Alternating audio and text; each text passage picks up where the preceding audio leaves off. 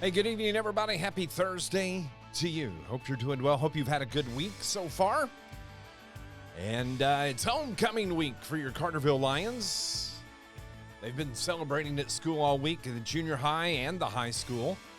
And flashback to when you had your homecoming week. It's a fun time for the students. Let's, speaking of flashbacks, let's flash back to last Friday night. What a game from your Carterville Lions.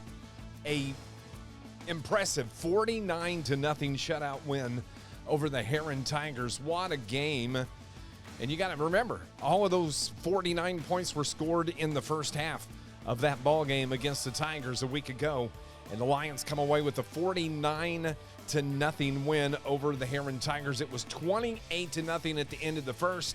It was 49-0 at half. And then in the second half, you had your scout team that played the entire second half against the first team from Heron. Forced 2 turnovers, recovered them, and held them scoreless in the second half. What a game for Brandon Skelcher. He was, 19 of 20, 328 yards passing. Nick Bishing, 7 touchdown passes. That's outstanding. 7 catches and 5 touchdowns for Bishing. Just an outstanding game. And don't forget, there was a touchdown from Braden Wakey on an incredible catch that he made across the middle, outrunning the fastest man in the state to the end zone. You had Amon Cozy that had a touchdown that was called back on a holding penalty. And Riley Crane with a 19-yard touchdown game, 49-0. Coming up tomorrow night, tough matchup for the Carterville Lions as the St. Joseph-Ogden Spartans come to town for homecoming football Friday night. Spartans number 3 in Class 3A. I think your Lions are number 7 in Class 4A. Both teams 4-0. Both teams like to throw the ball. Both teams like to run up-tempo. I don't know. Seems like it's pretty evenly matched game that we're going to see tomorrow night. And I'm going to give you a preview of my pregame interview with the head coach of the Carterville Lions, Coach Brett Dial. Al joins us on our pregame show. Non-conference game tonight. St. Joe Ogden. Boy, I'm glad they had to make the trip this year, but I know we got to make that trip next year. Yeah, we'll return the favor next year, but this has been a great pickup for us in our schedule. It's a 2-year deal. We both had an opening in kind of an odd week right here in the middle, week 5, and your options are limited. Most of the states tied up in conference play, but where we both have an odd amount of teams in our conference, we had a bye, actually, conference bye, so landing these guys on the schedule for a 2-year deal was a huge pickup. They're a playoff team. I think they're all ranked all the way up now in number 3, I think, in 3A in the AP, and they've got some nice wins early on in the season, as do we. And I think it's a great matchup, and it just had a playoff feel all week at practice and with our game prep as coaches, and hopefully the game looks like that tonight as well. But you've also had some personal experience with them from previous positions.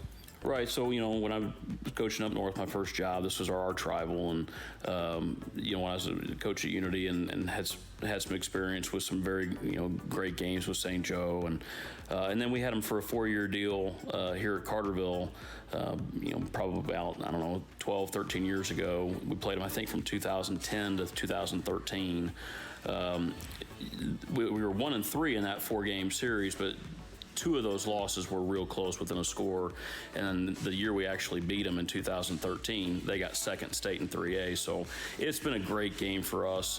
It's a great program. It's a great school and community, and a ton of respect for these guys, and look forward to having a great game with them.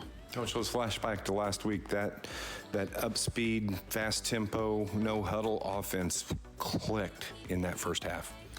Yeah, we thought we needed to change some things up. I think you and I talked a little bit about, in reflecting on our week 3 game at West Frankfort, I thought there was a lot of things that had to think about a lot of things. And the number one takeaway I felt that I had, it just everything seemed like we were on our heels all night. And again, give West Frankfort credit. I mean, I think that they had a nice game plan, and they attacked us from the start, and we just had to react all night, and we were never comfortable. So I thought really this week we needed to come out and this last week and throw the first punch and get after them and really be more aggressive. And I think that tempo helped us do that. And I like the fact that the boys just seemed to settle into that tempo. There wasn't, I can't recall that there were a lot of false starts, and it just seems like it fits our game. Yeah, we definitely have that kind of personnel. But, let's be honest, we didn't face any adversity. So, it's easy to go fast and feel good when things are going your way, and everything went our way. So what's going to happen, how are we going to respond with this style of play? And we have a 3 and out that takes 30 seconds off the clock, because that's something you may have to live with and be okay with from time to time. Let's talk a little bit about this St. Joe Ogden team. They're tough. They're up speed. They have a quarterback can throw for yards. A couple receivers can catch a lot of yards too. Right, they were in the second round of the playoffs last year. Quarterback is back. He had 2,500 yards in 11 games, which is a big number.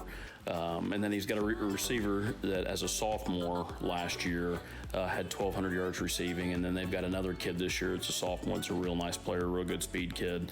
So as far as weapons go on offense, they definitely have quite a few. And we're going to have to know where certain people are at. We've got to be on our game this week. And again, I thought we had a great week of practice. It had like a playoff feel.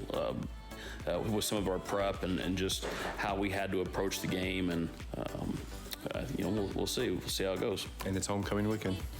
Oh yes, it's awesome. I can't wait with all the festivities and all that other stuff. But again, that part, I don't know any coach that loves homecoming, with all the distractions. But at the same time, it's not about us. It's about the experience for these kids. And I think that, my mindset on this has changed a little bit over the last 5-6 years. And, when I sat here and that, I don't want to talk about COVID, but when I watched a group of kids get their spring taken away and seasons and proms and things like that, and then you get to experience it, that was tough, and no kid should have to go through that. We all had these great experiences, and whether they're good or bad, you had the experience, and these kids deserve that. So, I just try to tell them, have fun, but make good decisions and think about what you're doing and what the true thing is that we're out to get done this week with this ball game, and but at the same time, be a kid and have some fun.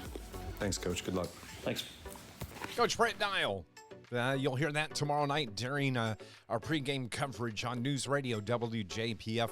Yeah, it's going to be a big ball game. They've got a good quarterback in Logan Smith. He averages about 252 yards passing a game. We got a pretty darn good quarterback in Brandon Skelcher, averaging about 251 yards per game.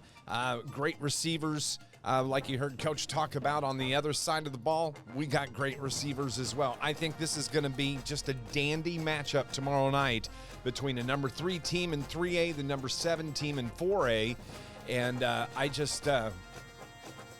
like this matchup, and I think you will too. You need to come out to the stadium tomorrow night. I've got to say thank you to Gail Johnson for the pictures that she provides.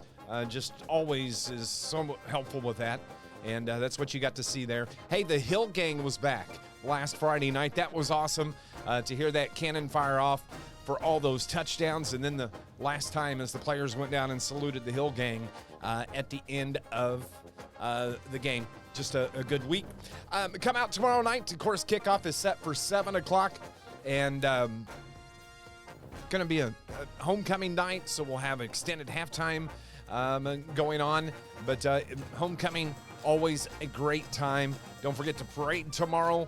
Coming up, it's homecoming weekend for your Carterville Lions. Hey, join me and Keenan Clark. We'll have pregame coverage starting at about 6:45 on News Radio WJPF. That's AM 1340, FM 99.5 FM. You can also go to WJPF.com and you can stream the game from the radio station website. At the top, you'll see the option there to click on the Carterville Lion button, and that'll take you right to the live stream. Yes, we will have our YouTube live stream up. I want to apologize if you were watching last week. I understand there may have been some glitching in the video. Hopefully we'll have that fixed and taken care of for tomorrow night. But if you want to watch the live stream with the radio call, just go to YouTube, search St. Joe-Ogden Spartans at Carterville Lions. You can search Dave McKenzie. However you want to go about it, you'll wind up right to it. It's going to be a good night, everybody. A beautiful night for football. Homecoming weekend. Let's go, Lions. We'll see you tomorrow night, everybody. Have a wonderful evening.